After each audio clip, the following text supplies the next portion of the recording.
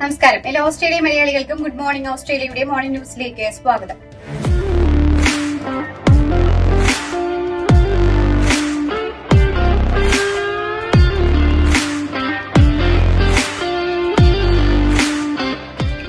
എവിടെ വരുന്നുണ്ട് ഓൺലൈനിൽ നമ്മൾ സാധനം ഉണ്ട്. അത് പഞ്ചായത്തിനായാലും ബ്രാഞ്ചൊക്കെ ആയാലും അപ്പായാലും രണ്ടോ മൂന്നോ ദിവസം സംഗതി എത്തിയിരുന്നു. ഇപ്പം വിക്ടോറിയയിലെ എല്ലാ കടയിലും ഞങ്ങൾക്ക് കൊടുക്കാൻ പറ്റുന്നുണ്ട്. നിങ്ങൾ എല്ലാവരും മേടിക്കണം. ഓസ്ട്രേലിയയിലെ അണ്ടർ 16 സോഷ്യൽ മീഡിയ വിലക്കിനെതിരെ ഹൈക്കോടതിയിൽ ഹർജി സമർപ്പിച്ച് ഇന്റർനെറ്റ് റൈറ്റ് ഗ്രൂപ്പ് രംഗത്ത് 16 വയസ്സിന് താഴെയുള്ളവരെ സോഷ്യൽ മീഡിയയിൽ നിന്ന് വിലക്കുന്ന നടപടി ആരംഭിക്കുവാനിരിക്കെയാണ് നിയമപരമായ വെല്ലുവിളി ആരംഭിച്ചതായി ഇന്റർനെറ്റ് റൈറ്റ് ഗ്രൂപ്പ് വ്യക്തമാക്കിയത്. അഭിപ്രായ സ്വാതന്ത്ര്യത്തിന് നേരെയുള്ള കടന്നുകയറ്റമാണെന്ന് വാദിച്ചുകൊണ്ട് ഡിജിറ്റൽ ഫ്രീഡം പ്രൊജക്ട് ഓസ്ട്രേലിയ ഹൈക്കോടതിയിൽ ഈ നിയമങ്ങളെ ചോദ്യം ചെയ്തതായി അറിയിച്ചിട്ടുണ്ട്. ഡിസംബർ 10 മുതൽ 16 വയസ്സിന് താഴെയുള്ള എല്ലാ ഉപയോക്താക്കളെയും ഓസ്ട്രേലിയ ഫേസ്ബുക്ക്, ഇൻസ്റ്റാഗ്രാം, ടിക്ടോക്ക് തുടങ്ങിയ സോഷ്യൽ മീഡിയയിൽ നിന്നും നീക്കം ചെയ്യും. അല്ലാത്തപക്ഷം ആപ്പുകൾ കനത്ത പിഴ നേരിടേണ്ടി വരും. തുടർച്ചയായി സംഭവിക്കുന്ന 000 തകരാറിൽ നടപടിയുമായി സർക്കാർ ജനങ്ങൾക്ക് മികച്ച ടെലിഫോൺ സേവനങ്ങൾ ഉറപ്പുവരുത്തുവാനുള്ള പദ്ധതികളുമായി മുന്നോട്ടു പോകുന്നതായി സർക്കാർ അറിയിച്ചു. ഇതിന്റെ ഭാഗമായി രാജ്യത്തുടനീളം കൂടുതൽ മൊബൈൽ കവറേജുകൾ ഒരുക്കുന്നതിനുള്ള നിയമം സർക്കാർ പാർലമെന്റിൽ അവതരിപ്പിക്കും. നിയമത്തിന്റെ അടിസ്ഥാനത്തിൽ 2027 ഡിസംബറോടെ രാജ്യത്ത് മൊബൈൽ ടവർ ബ്ലാക്ക് സ്പോട്ടുകൾ ഇല്ലാത്ത തരത്തിൽ എല്ലായിടങ്ങളിലും ഫോൺ കവറേജുകൾ ഉറപ്പാക്കുവാൻ ടെലികോം കമ്പനികൾക്ക് കർശന നിർദ്ദേശം നൽകും. പരിസ്ഥിതി നിയമ ഭേദഗതി പാസാക്കുന്നതിന് ഗ്രീൻസ് പാർട്ടിയുമായി ധാരണയിലെത്തി ഫെഡറൽ സർക്കാർ. ഒരു വർഷത്തോളം നീണ്ട അനിശ്ചിതാവസ്ഥ ഒഴിവാക്കുവാൻ ഗ്രീൻസ് പാർട്ടിയുമായുള്ള ധാരണ സർക്കാരിനെ സഹായിക്കുമെന്നാണ് കരുതുന്നത്. ഗ്രീൻസ് മുന്നോട്ട് വെച്ച വ്യവസ്ഥകൾ അംഗീകരിച്ചുകൊണ്ടാണ് സർക്കാർ പാർട്ടിയുമായി ധാരണയിലെത്തിയിരിക്കുന്നത്.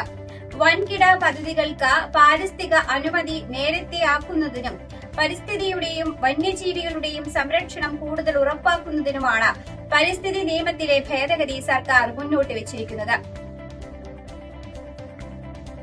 ഇറാന്റെ ഇസ്ലാമിക് റവല്യൂഷണറി ഗാർഡ് കോർപ്സിനെ രാജ്യത്തിന് ഭീഷണി ഉയർത്തുന്ന ഭീകര സംഘടനയെന്ന തരത്തിൽ ഓസ്ട്രേലിയ ഔദ്യോഗികമായി പ്രഖ്യാപിച്ചതായി വിദേശകാര്യമന്ത്രി പെന്നി വോങ് അറിയിച്ചു.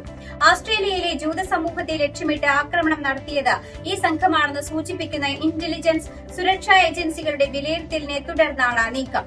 2024 ഒക്ടോബറിൽ സിഡ്നിയിൽ രണ്ടിടത്തും ഡിസംബറിൽ മെൽബണിലെ അഡാസ് ഇസ്രായേൽ സിനഗോഗും ലക്ഷ്യമിട്ട് ഇറാൻ 2 സെമിറ്റിക് വിരുദ്ധ ആക്രമണങ്ങൾക്ക് നേതൃത്വം നൽകിയതായി ഓസ്ട്രേലിയ ആരോപിച്ചു. രാജ്യത്തിന്റെ പുതിയ ചട്ടക്കൂടിന് കീഴിൽ ഭീകരവാദത്തിന്റെ അടിസ്ഥാനത്തിൽ ഔദ്യോഗികമായി പട്ടികപ്പെടുത്തുന്ന ആദ്യ സ്ഥാപനമായി IRGC മാറും.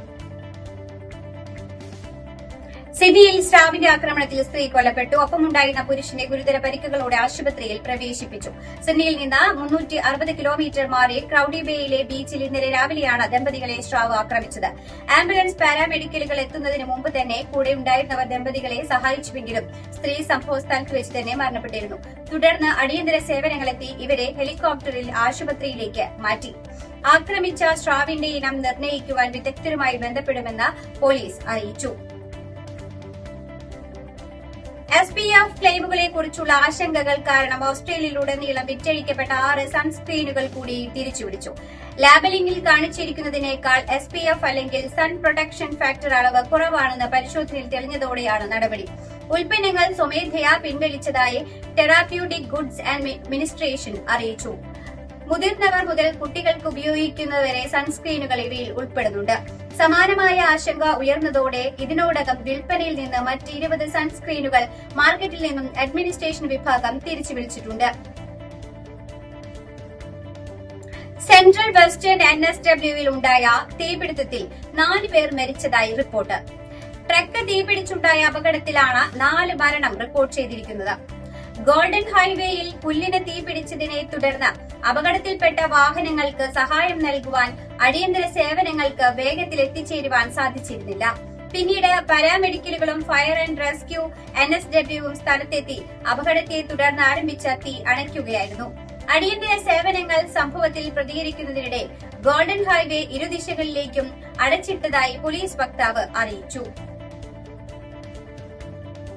ബ്രിസ്ബെയിനിലെ മലയാളി സംഘടനയായ കൈരളി ബ്രിസ്ബെയിൻ 2025-26 വർഷത്തേക്കുള്ള പുതിയ കമ്മിറ്റിക്ക് ഔദ്യോഗികമായി രൂപം നൽകി. പുതിയ നേതൃത്വ സംഘത്തിന്റെ അമരക്കാരനായി തോമസ് കാച്ചപ്പള്ളി പ്രസിഡന്റായി ചുമതലയേറ്റു.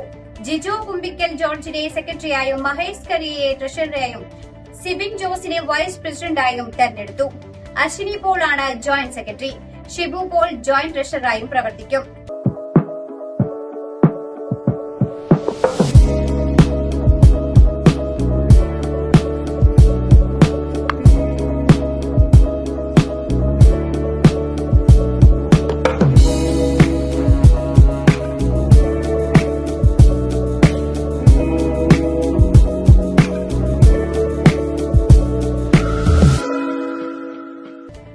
പാലക്കാട് എംഎൽഎ രാഹുൽ മാങ്കൂട്ടത്തിനെതിരായ പീഡന പരാതിയിൽ ഉടൻ കേസെടുക്കുമെന്ന് സൂചന.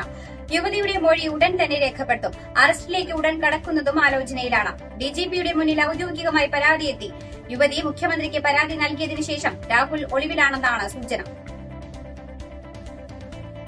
മുഖ്യമന്ത്രിക്ക് യുവതി പരാതി നൽകിയതിന് പിന്നാലെ പ്രതികരിച്ച രാഹുൽ മാങ്കൂട്ടത്തിൽ എംഎൽഎ കുറ്റം ചെയ്തിട്ടില്ല എന്നുള്ള ബോധ്യമുണ്ട്. നിയമപരമായി പോരാടുമെന്ന് രാഹുൽ മാങ്കൂട്ടത്തിൽ ഫേസ്ബുക്കിൽ കുറിച്ചു. കുറ്റം ചെയ്തിട്ടില്ലെന്നുള്ള ബോധ്യമുള്ളിടത്തോളം കാലം നിയമപരമായി തന്നെ പോരാടുമെന്നും നീതിന്യായ കോടതിയിലും ജനങ്ങളുടെ കോടതിയിലും എല്ലാം ബോധ്യപ്പെടുത്തുമെന്നാണ് ഫേസ്ബുക്കിലൂടെയുള്ള രാഹുലിന്റെ പ്രതികരണം. Alappuzha Chengannur IHRD engineering college ബസ്സിൽ അറ്റകുറ്റപ്പണിക്കിടെ പൊട്ടിത്തെറി. അപകടത്തിൽ വർക്ക്ഷോപ്പ് ജീവനക്കാരൻ കുഞ്ഞുമോൻ മരിച്ചു. ബസിന്റെ ബാറ്ററി മാറ്റുന്നതിനിടയിൽ ഷോർട്ടായി പൊട്ടിത്തെറിക്കുകയായിരുന്നു. അറ്റകുറ്റപ്പണികൾ നടത്തുന്നതിനായി ബസ് കഴിഞ്ഞ 2 ദിവസമായി വർക്ക്ഷോപ്പിലായിരുന്നു. ബസിന്റെ ചില ഭാഗങ്ങൾ അടർന്ന് കുഞ്ഞുമോന്റെ ദേഹത്ത് തുളച്ചു കയറുകയായിരുന്നു.